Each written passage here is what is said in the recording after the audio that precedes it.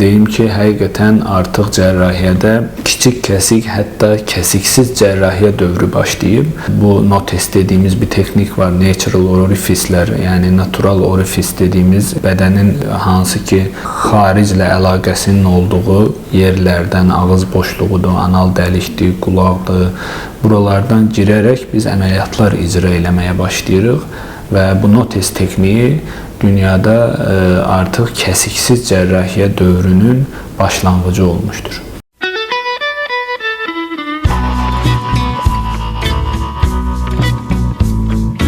Əslində cərrahiyyə çox böyük yol qət edib bəşəriyyətin bu gəldiyi müddətdə və cərrahiyyədə ilk dövrlər təbii ki, böyük kəsik dövrü vardı və böyük kəsik dövründə hətta belə bir termin vardı ki, böyük cərrah böyük kəsər.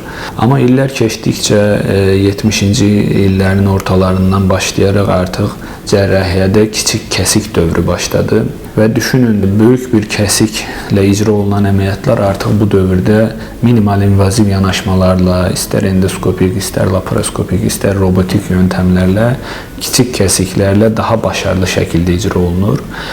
Çünki kiçik kəsik demək, kiçik travma deməkdir və bədənin ağrını az hiss etməsi deməkdir, xəstənin reabilitasiya müddətinin qısa olması deməkdir.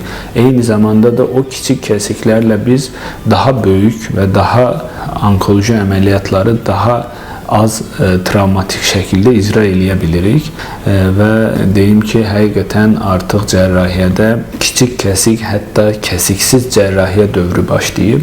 Bu notes dediyimiz bir texnik var. Natural orifice'lər, yəni natural orifice dediyimiz bədənin hansı ki xariclə əlaqəsinin olduğu yerlərdən, ağız boşluğudur, anal dəlikdir, qulaqdır.